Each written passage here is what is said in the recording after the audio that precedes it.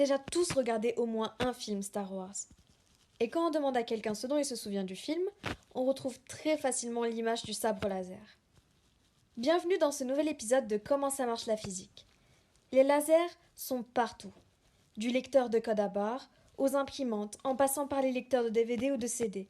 De la fibre optique, en passant par les appareils de chirurgie médicale et les machines de découpe de métaux. Les lasers sont vraiment partout. Il est légitime alors de se demander quelles sont les propriétés du laser mises en jeu lors de ces interventions et comment fonctionne un laser. Mais d'abord, il faut répondre à une question de base que tout le monde se pose. Qu'est-ce que ça veut dire laser? Eh bien, laser est l'acronyme de Light Amplification by Stimulated Emission of Radiation. En français, ça donne l'amplification lumineuse par émission stimulée de rayonnement. Le fonctionnement du laser se base sur les transferts quantiques d'énergie. Les transferts quantiques d'énergie, c'est ce qui nous a permis de comprendre les mécanismes de transition énergétique des particules. N'importe quelle particule possède plusieurs niveaux d'énergie. Les niveaux d'énergie ne peuvent prendre que quelques valeurs précises en fonction de la nature de la particule mise en jeu. C'est pour ça qu'on dit que les transferts d'énergie sont quantifiés. Le niveau d'énergie le plus bas est appelé état fondamental. C'est l'état stable d'un atome.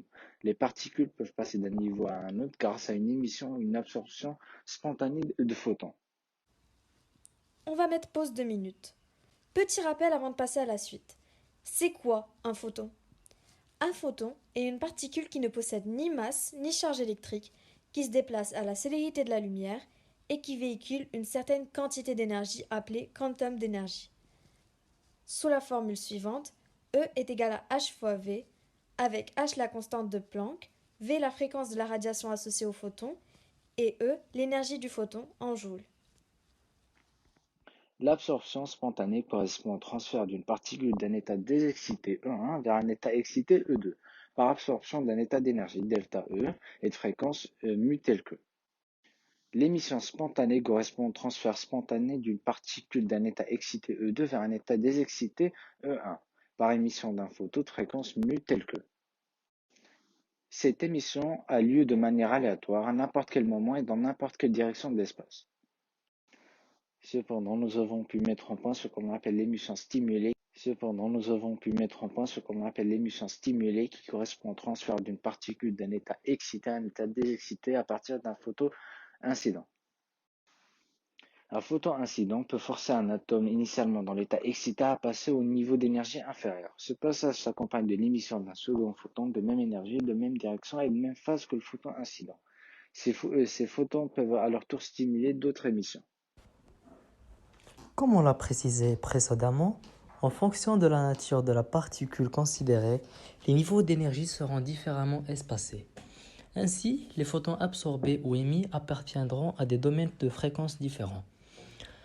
Un atome change de niveau d'énergie par transfert d'électrons qui émettent ou absorbent des photons appartenant au domaine de l'ultraviolet et du visible. Ce sont des transitions électroniques. Une molécule passe d'un état vibratoire à un autre par émission ou absorption de photons appartenant au domaine de l'infrarouge. Maintenant, venons-en aux choses sérieuses. Qu'est-ce que ça a à voir avec le laser? Eh bien, l'émission stimulée est la base du fonctionnement du laser. C'est simple. Notre premier but est d'amplifier l'émission de photons. On va donc stimuler le milieu actif en enfermant un gaz d'atome dans une cavité fermée comme ci-dessous. On remarque alors que deux phénomènes sont en compétition, l'absorption et l'émission. Mais nous, ce qu'on cherche à avoir, c'est une émission. Pour que l'émission l'emporte, on réalise une inversion de population. Une inversion de population, c'est quand on transfère de l'énergie aux atomes stables pour qu'ils deviennent excités. On peut réaliser une inversion de population soit par pompage optique, c'est-à-dire que l'on fait passer une majorité d'atomes dans un état excité en utilisant des flashs lumineux afin qu'ils puissent émettre des photons, ou bien par pompage électrique, et ce en faisant intervenir de l'énergie électrique. Grâce à l'inversion de population, on peut augmenter rapidement le nombre de photons. Les atomes sont de même nature, ainsi, tous les photons ont la même fréquence, la même énergie, mais sont émis dans différentes directions de l'espace. Pour y remédier, on utilise un miroir et un miroir semi-réfléchissant afin de sélectionner une seule direction pour les photons émis. C'est ce qu'on appelle l'oscillateur laser. La réflexion des photons et l'inversion de population permettent de maintenir l'amplification. Seuls les photons ayant une direction perpendiculaire au miroir peuvent sortir de la cavité et produire un faisceau lumineux. Et c'est comme ça que le laser fonctionne. Avant de vous quitter, voici quelques propriétés du laser. Première propriété. Le laser est une source directive. C'est une source lumineuse qui se propage que dans une seule direction, de façon rectiligne.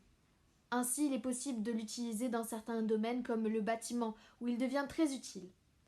Deuxième propriété. La lumière émise par un laser est monochromatique. Le laser émet une radiation lumineuse composée d'une seule longueur d'onde. Troisième propriété. Enfin, dans le cas d'un laser à impulsion, l'énergie est très concentrée dans le temps. Pour un laser traditionnel, l'énergie, elle, est concentrée dans l'espace. Maintenant, tu sais comment font nos petits amis de Star Wars pour s'entretuer. Mais rappelle-toi, un Jedi utilise la force pour la connaissance et la défense, jamais pour l'attaque.